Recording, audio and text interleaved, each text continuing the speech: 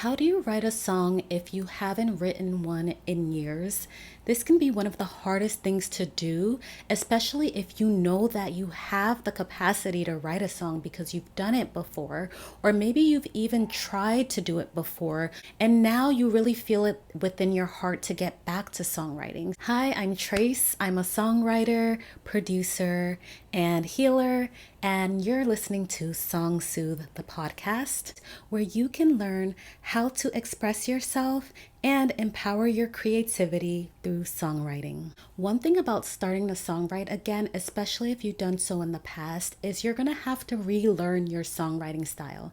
And sometimes your style might have changed from before to now. So, what I mean by that is you might be someone who writes based on melodies. You might write based on what you hear, and then the music notes come to you first. You might also be a lyrical songwriter, and that means that the words are the main thing that you think about when you write a song.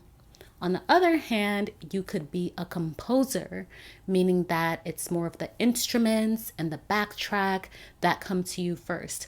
Whatever the case might be, you would need to know what your style is, and part of that is just experimenting. A good litmus test for this is try using lyrics first. Try doing the melody first. Try instruments first. How far do you get? Do you find yourself stopping and starting a lot?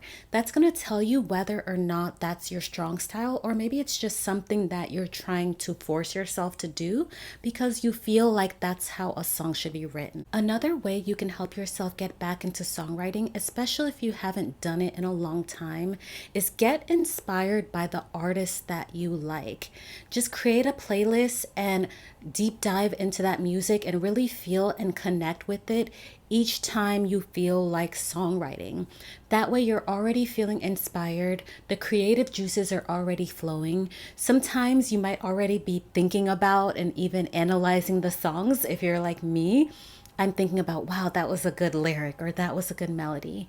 And when your mind starts working in this way, the creative juices start flowing and you're more likely to be able to easily write that song than if you just sit down and think about how you're going to write a song, especially because you haven't done one in so long. Depending on your specific strengths, I would also see how you can more easily get the backtrack. If you're somebody who's good at putting chords together because you already play an instrument, then start there. Just put together 2 or 3 chords. Sometimes you can even do it with one. But just go ahead and play those chords and get inspired, really feel them and figure out what are the emotions that those chords are triggering and kind of go from there when you're writing the song. A lot of digital audio workstations, a lot of them have instruments and loops and things like that already there. Use the loops that they have on there to get you inspired to write your song. Another thing you could do is you could just write it without that backtrack if you have that skill set. I think I've only ever written a song in this way 1 or 2 times where I actually just started with the melody and the lyrics at the same time. Like usually I start with the words because I am more of a lyrical songwriter. That's my strength. And so I try to put all the words out. Eventually a rhythm or a melody will come to me, but use what you have access to so that you don't feel like you're trying to do everything from scratch, especially if you are feeling rusty, if you're not feeling as confident in your songwriting skills as maybe you did in the past, or maybe you even didn't feel confident in your songwriting skills in the past, which is why you stopped and you're trying to start again. And so in this day and age, especially, we have access to so many tools. Use what's out there to inspire you. Use that and let your creativity build from there instead of basically just running against these roadblocks and these stops and giving up. It's so much better to just try something new. Something else that you can do to help yourself start writing songs again, if you haven't done that in a while, is you can get reacquainted with the elements of songwriting. And here's the thing. Most of us, especially if we have a love or an interest of music, kind of have an idea already of what the elements are and what the fundamentals are, or so we think. One thing I found though is that if you actually go over these elements and you become acquainted with them in a certain way, you'll be more easily able to draw on them when you want to write a song.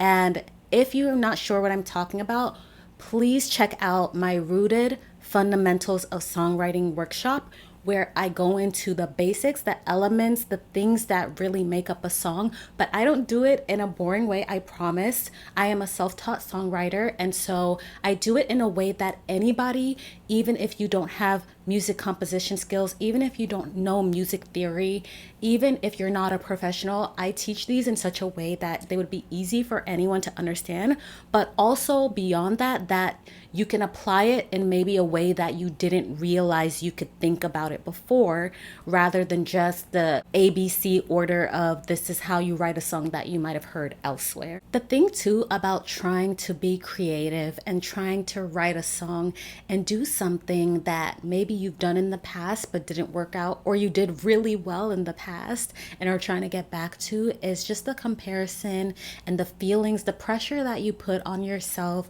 to have to be good at it.